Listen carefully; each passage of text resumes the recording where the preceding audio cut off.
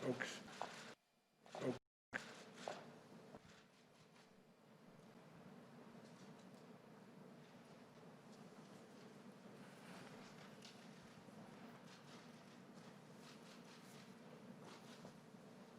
Got everybody, okay. Well, good afternoon, everyone. Today, I'm pleased to announce nominations and staff for critical foreign policy and national security positions in my administration. It's a team that will keep our country and our people safe and secure. And it's a team that reflects the fact that America is back, ready to lead the world, not retreat from it, once again sit at the head of the table, ready to confront our adversaries and not reject our allies, ready to stand up for our values. In fact, in calls from world leaders that I've had, about 18 of them or 20 so far, I'm not sure the exact number, in the weeks since we won the election, I've been struck by how much they're looking forward to the United States reasserting its historic role as a global leader, both in the Pacific as well as the Atlantic, all across the world. The team meets this moment, this team behind me. They embody my core beliefs that America is strongest when it works with its allies. Collectively, this team has secured some of the most defining national security and diplomatic achievements in recent memory, made possible through decades of experience working with our partners. That's how we truly keep America safe, without engaging in needless military conflicts and our adversaries in check and terrorists at bay. And that's how we counter terrorism and extremism, control this pandemic and future ones, deal with the climate crisis, nuclear proliferation, cyber threats and emerging technologies that spread authoritarianism, and so much more. And while this team has unmatched experience and accomplishments, they also reflect the idea that we cannot meet these challenges with old thinking and unchanged habits.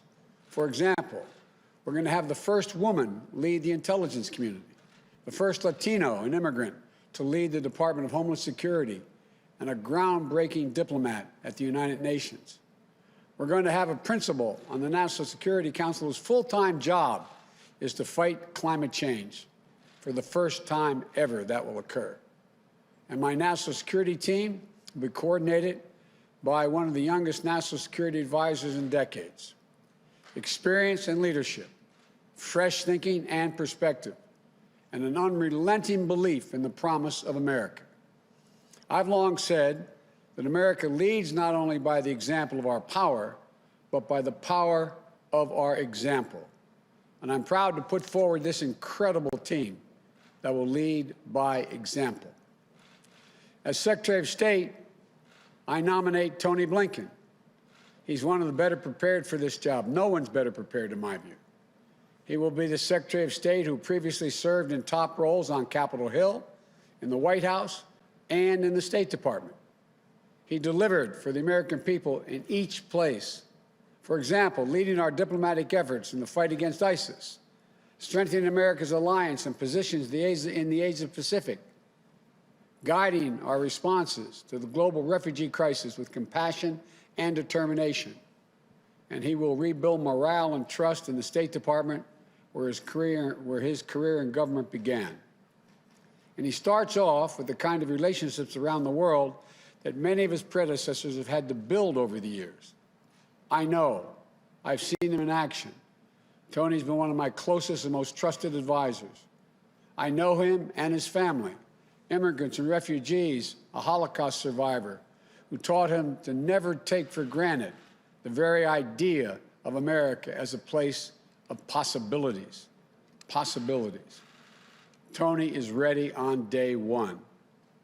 As Secretary for Homeland Security, I nominate Alejandro Mayorkas. This is one of the hardest jobs in government, a gigantic agency. The DHS Secretary needs to keep us safe from threats at home and from abroad. And it's the job that plays a critical role in fixing our broken immigration system. After years of chaos, dysfunction, and absolute cruelty at DHS, I'm proud to nominate an experienced leader who has been hailed by both Democrats and Republicans, Ali, as he goes by, is a former U.S. attorney, former director of U.S. Citizenship and Immigration Services, and a former DHS deputy secretary. Helped implement DACA, prevented attacks on the Homeland, enhanced our cybersecurity, helped communities recover from natural disaster, combated Ebola and Zika. And while DHS affects everyone, given its critical role in immigration matters, I'm proud that for the first time ever, the department will be led by an immigrant, a Latino, who knows that we are a nation of laws and values. And one more thing. Today's his birthday. Happy birthday, man. Happy birthday. He's 21. As a director of national intelligence, I nominate Avril Haines, the first woman ever to hold this post.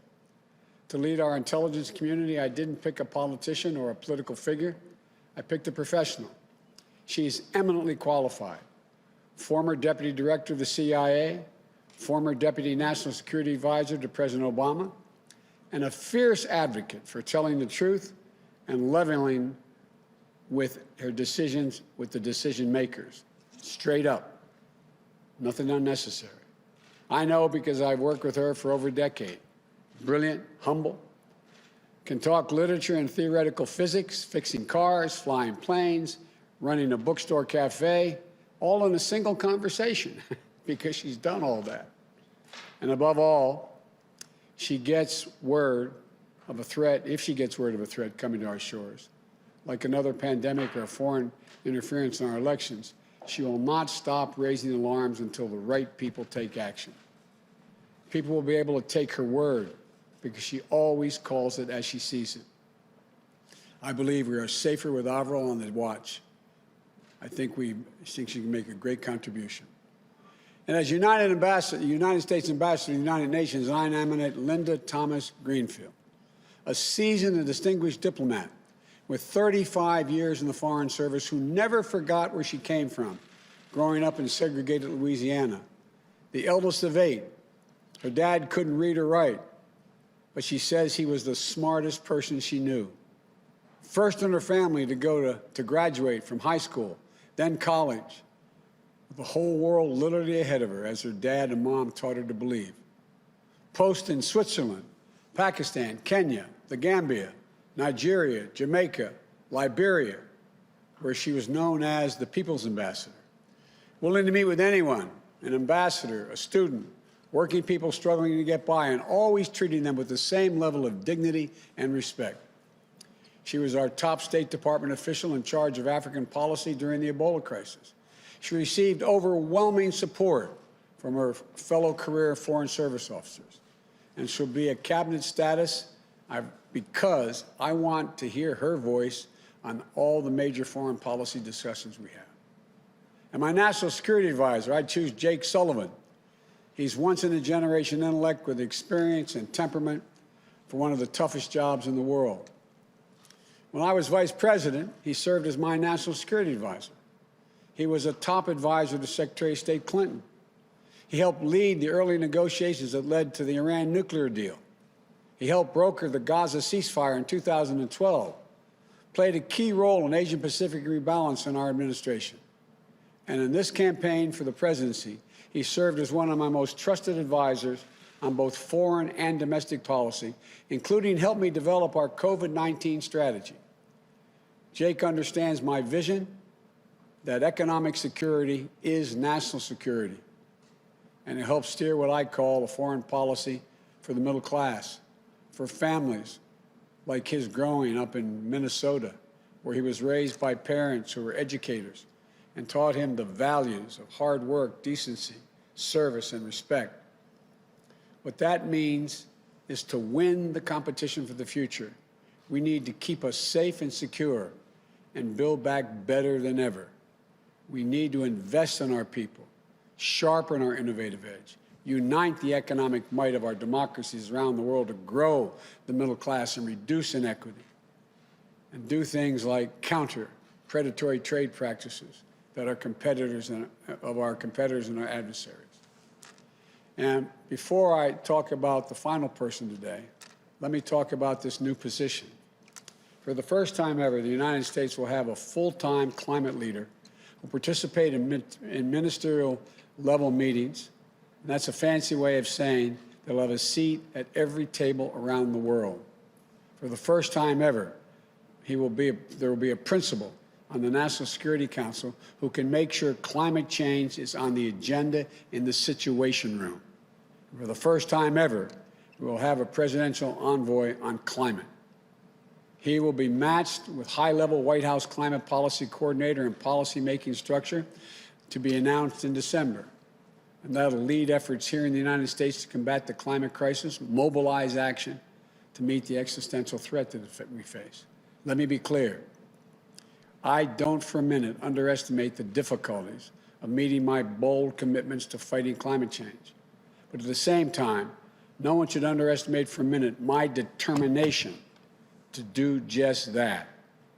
And as for the man himself, if I had a former Secretary of State who helped negotiate the Paris Climate Accord, or a former presidential nominee, or a former leading senator, or the head of a major climate organization for the job, they would show my commitment to the United States and the whole world. The fact that I picked the one person who is all of these things speaks unambiguously to my commitment. The world will know that with one of my closest friends, John Kerry, he's speaking for America on one of the most pressing threats of our time. No one I trust more. To this team, I thank them for accepting this call to service. And for their families, I thank you all for your sacrifice.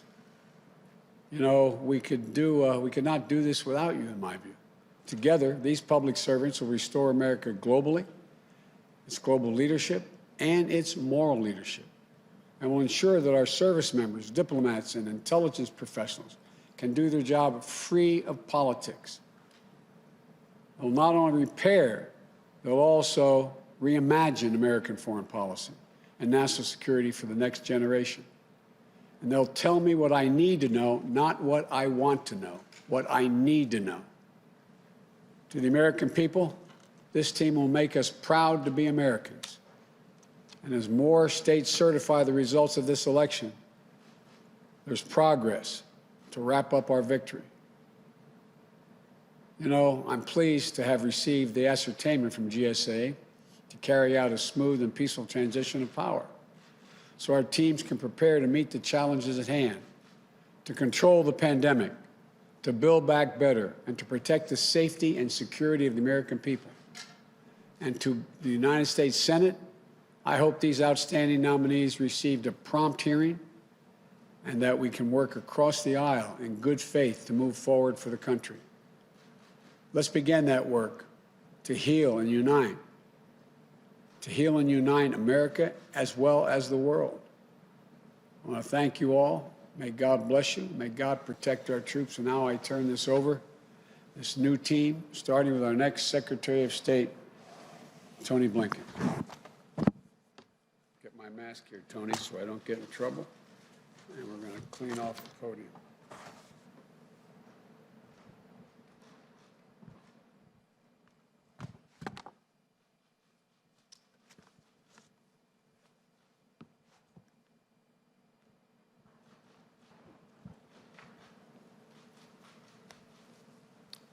Good afternoon. Mr. President-elect, Vice President-elect Harris, thank you for your trust and your confidence. If confirmed by the United States Senate, I will do everything I can to earn it.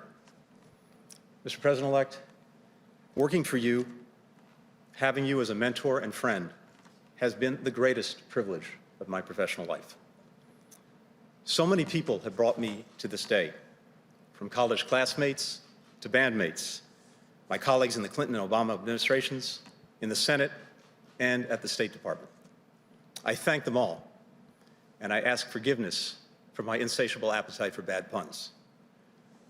Mostly, I'd like to thank my family, sisters and sisters-in-law, brothers-in-law, nieces and nephews, my wonderful in-laws, the Ryans, and especially my wife, Evan Ryan, and our children, John and Lila. They are truly my greatest blessings. For my family, as for so many generations of Americans, America has literally been the last best hope on earth. My grandfather, Maurice Blinken, fled pogroms in Russia and made a new life in America. His son, my father, Donald Blinken, served in the United States Air Force during World War II and then as a United States ambassador. He is my role model and my hero. His wife, Vera Blinken, fled communist Hungary as a young girl and helped future generations of refugees come to America. My mother, Judith Pizarro, builds bridges between America and the world through arts and culture. She is my greatest champion. And my late stepfather, Samuel Pizarro. He was one of 900 children in his school in Białystok, Poland, but the only one to survive the Holocaust after 4 years in concentration camps. At the end of the war, he made a break from a death march into the woods in Bavaria. From his hiding place, he heard a deep rumbling sound. It was a tank, but instead of the Iron Cross, he saw painted on its side a 5-pointed white star. He ran to the tank. The hatch opened. An African-American GI looked down at him. He got down on his knees and said the only 3 words that he knew in English that his mother had taught him before the war. God bless America. That's who we are. That's what America represents to the world, however imperfectly. Now, we have to proceed with equal measures of humility and confidence. Humility because, as the President-elect said, we can't solve all of the world's problems alone.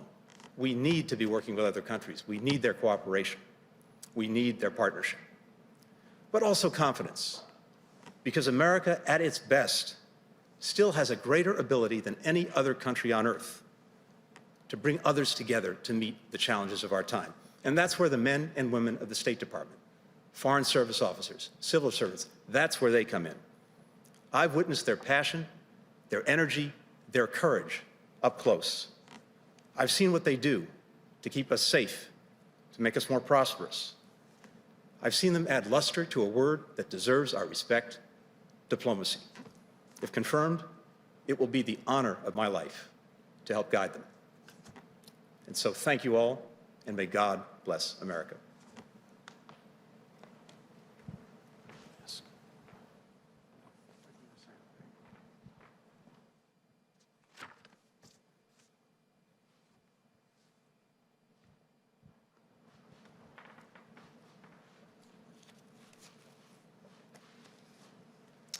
Good afternoon, Mr. President-elect, Madam Vice President-elect. Thank you for placing your trust in me to lead the Department of Homeland Security. Thank you for the privilege of returning, with the consent of the Senate, to government service as a member of your administration. It is the honor of a lifetime. The Department of Homeland Security has a noble mission to help keep us safe and to advance our proud history as a country of welcome. There are more than 240,000 career employees who selflessly dedicate their talent and energy to this mission. Many risk their lives in doing so. I would be honored to return to the department and support these dedicated public servants in fulfilling their responsibilities and realizing our country's greatest hopes, all in partnership with the communities we serve. For 12 years, I had the privilege to stand in a federal courtroom and announce Alejandro Mayorkas on behalf of the United States of America. The words, "on behalf of the United States of America," meant everything to me and to my parents, whom I think of today and every day. My father and mother brought me to this country to escape communism. They cherished our democracy and were intensely proud to become United States citizens, as was I.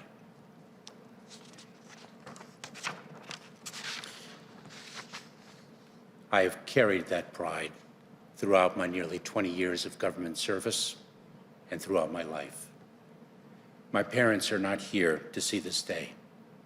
Mr. President-elect, Madam Vice President-elect, Please know that I will work day and night in the service of our nation, to ably lead the men and women of the United States Department of Homeland Security, and to bring honor to my parents and to the trust you have placed in me to carry your vision for our country forward.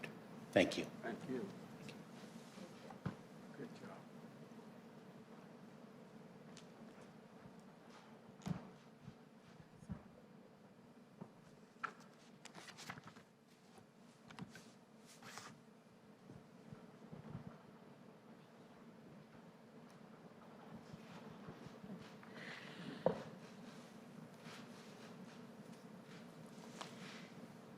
Mr. President-elect, Madam Vice President-elect, I am grateful and even more so humbled by the trust that you placed in me for this role.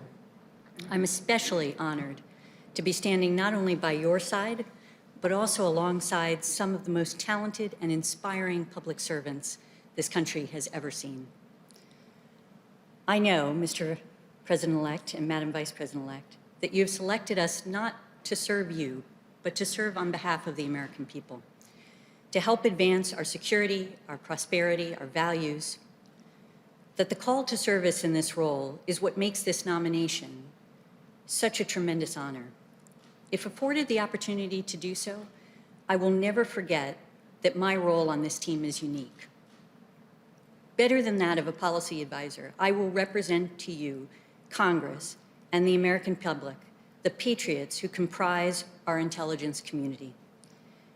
Mr. President-elect, you know that I have never shied away from speaking truth to power, and that will be my charge as Director of National Intelligence. I've worked for you for a long time, and I accept this nomination knowing that you would never want me to do otherwise, and that you value the perspective of the intelligence community, and that you will do so even when what I have to say may be inconvenient or difficult, and I assure you there will be those times. And finally, to our intelligence professionals, the work you do, oftentimes under the most austere conditions imaginable, is just indispensable. It will become even more complex because you will be critical to helping this administration position itself not only against threats such as cyber attacks or terrorism and the proliferation of nuclear, biological, or chemical weapons, but also those challenges that will define the next generation, from climate change to pandemics and corruption.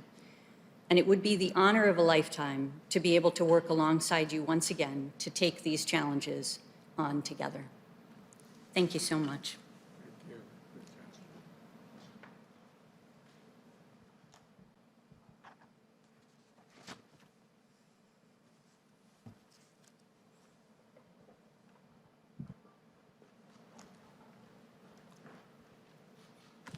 Good afternoon, Mr. President-elect, Madam Vice President-elect. I'm humbled and honored by the trust that you have placed in me to become a member of your cabinet as ambassador to the United Nations. In the years that I've worked in government, I'm always struck by how only in America would we be where we are today, where life can be hard and cruel, but there's hope in the struggle. There is promise in our dreams, where you learn to believe in yourself and that anything is possible. Like both of you, I learned from my family. Mr. President-elect, thank you for those generous words that you said about me. My parents had very little back in Louisiana where I grew up, but they gave me and my siblings everything they had. And I know how proud they would be of this day. On this day, I'm also missing my mentor, Ambassador Ed Perkins, who served as the U.S. Ambassador to the United Nations under President George H.W. Bush and President Clinton, and who was also from Louisiana. He told me constantly, Linda, don't undersell yourself. And he would always do everything possible to lift me up. He passed away last week, but I know he's here with us today. And on this day, I'm thinking about the American people, my fellow career diplomats and public servants around the world, I want to say to you, America is back. Multilateralism is back. Diplomacy is back. Mr. President-elect, I've often heard you say how all politics is personal, and that's how you build relationships of trust and bridge disagreements and find common ground. And in my 35 years in the Foreign Service across 4 continents, I put a Cajun spin on it. I called it Gumbo Diplomacy. Wherever I was posted around the world, I'd invite people of different backgrounds and beliefs to help me make a roux and chop onions for the Holy Trinity and make homemade gumbo. It was my way of breaking down barriers, connecting with people, and starting to see each other on a human level. A bit of lagniappe is what we say in Louisiana. That's the charge in front of us today. The challenges we face, a global pandemic, the global economy, the global climate change crisis, mass migration and extreme poverty, social justice, are unrelenting and interconnected, but they're not unresolvable if America is leading the way. Thank you. Thank you.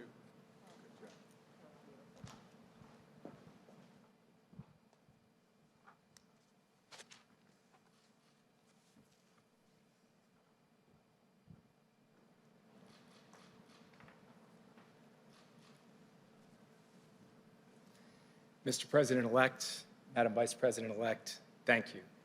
Mr. President-elect, I am honored and humbled by the immense responsibility that you placed in me of being your national security advisor. I pledge to you and to the American people that I will work relentlessly in service of the mission you have given us, to keep our country and our people safe, to advance our national interests, and to defend our values. I pledge to the exceptional national security team you see behind me, and to the brilliant and diverse career professionals across our government, that I will manage a humane and rigorous decision-making process that honors their work. And I pledge to my parents, who taught my brothers, my sister, and me to work hard, tell the truth, and serve others, that I will do my utmost to make you proud. Sir, we will be vigilant in the face of enduring threats, from nuclear weapons to terrorism. But you have also tasked us with reimagining our national security for the unprecedented combination of crises we face at home and abroad: the pandemic, the economic crisis, the climate crisis, technological disruption, threats to democracy, racial injustice, and inequality in all forms. The work of the team behind me today will contribute to progress across all of these fronts. You have also tasked us with putting people at the center of our foreign policy. You've told us that the alliances we rebuild, the institutions we lead, the agreements we sign, all of them should be judged by a basic question: will this make life better, easier, safer for families across this country? Our foreign policy has to deliver for these families. And perhaps most importantly, you've tasked us with helping unite America, as you said in your remarks, through our work, to pull people together to tackle big challenges. My wife, Maggie, the love of my life and my partner in all things, served as a senior advisor to Senator John McCain. She and I shared this commitment to common ground deep in our bones. To the American people, I had the honor of serving as Joe Biden's national security advisor when he was vice president. I learned a lot, about diplomacy, about strategy, about policy, but most importantly, about human nature. I watched him pair strength and resolve with humanity and empathy. That is the person America elected, and that is also America at its best. So, Mr. President-elect, thank you for giving this kid from the heartland an extraordinary opportunity to serve the country I love. Thanks for accepting it, Jay.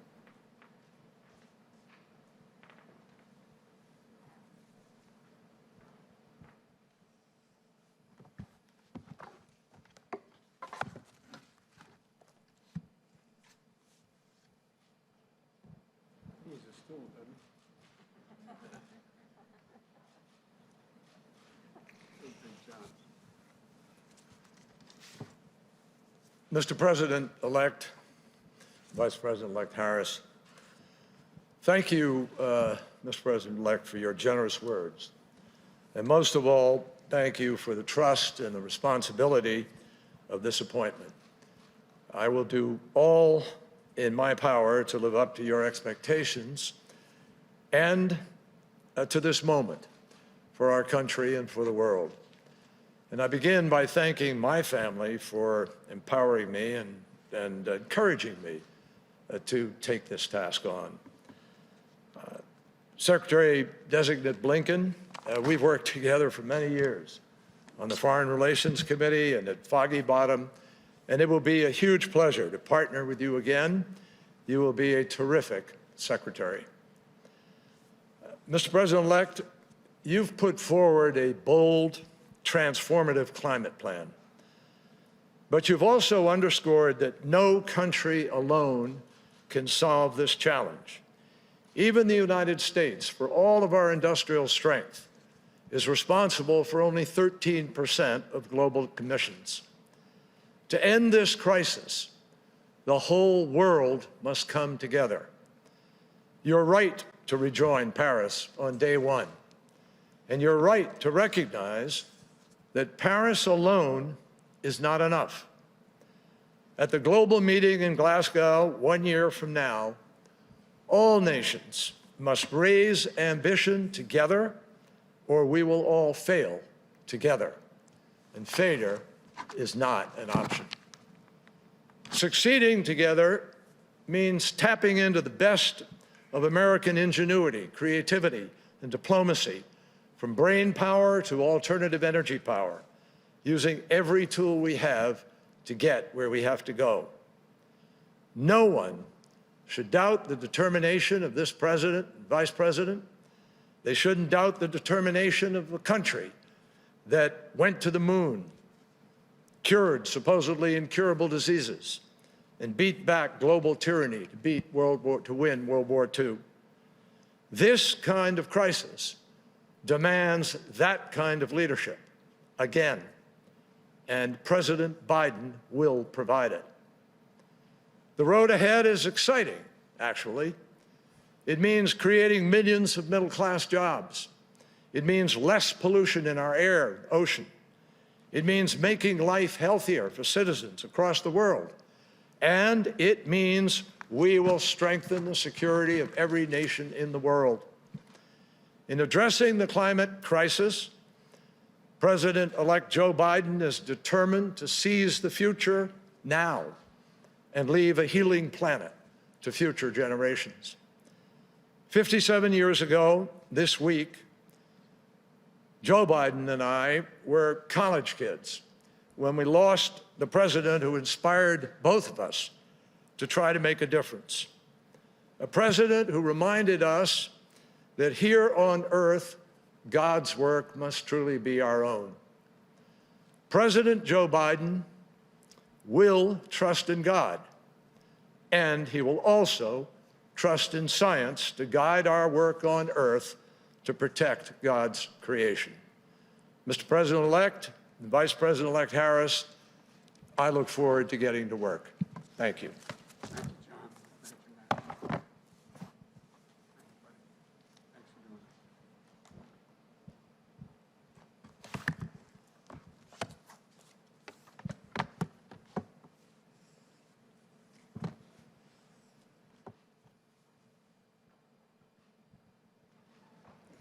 Thank you, Secretary Kerry. And congratulations, Mr. President-elect, on bringing together this extraordinary team. I have always believed in the nobility of public service, and these Americans embody it. Their lives and careers are a testament to the dedication, sacrifice, and commitment to civic responsibility that have strengthened our democracy and kept America's promise alive for more than 200 years. President-elect Biden and I have long known that when we were elected, we would inherit a series of unprecedented challenges upon walking into the White House. Addressing these challenges starts with getting this pandemic under control, opening our economy responsibly, and making sure it works for working people. And we also know that our challenges will require us here at home to overcome those issues that block our ability to proceed. Our challenge here is a necessary foundation for restoring and advancing our leadership around the world. And we are ready for that work. We will need to reassemble and renew America's alliances, rebuild and strengthen the national security and foreign policy institutions that keep us safe and advance our nation's interests, and confront and combat the existential threat of climate change that endangers us all. I take these issues very seriously. My whole career has been about keeping people safe, from serving as district attorney to California's Attorney General to the United States Senate, where I have served on the Intelligence and Homeland Security committees. I've come to know firsthand the gravity of the challenges and threats facing the United States. And over the past few months, I've also come to know the sound judgment, expertise, and character of the people on this stage. I can say with confidence that they are, to a person, the right women and men for these critical positions. And I look forward to working alongside them on behalf of the American people and on behalf of a president who will ask tough questions, demand that we be guided by facts, and expect our team to speak the truth, no matter what. A president who will be focused on one thing and one thing only: doing what is best for the people of the United States of America. When Joe asked me to be his running mate, he told me about his commitment to making sure we selected a cabinet that looks like America, that reflects the best of our nation. And that's what we have done. Today's nominees and appointees come from different places. They bring a range of different life and professional experiences and perspectives. And they also share something else in common: an unwavering belief in America's ideals, an unshakable commitment to democracy, human rights, and the rule of law. And they understand the indispensable role of America's leadership in the world. These women and men are patriots and public servants to their core. And they are leaders, the leaders we need to meet the challenges of this moment and those that lie ahead. Thank you. Thank all of you for accepting. We appreciate it. Thank you. All right. Thank you, folks.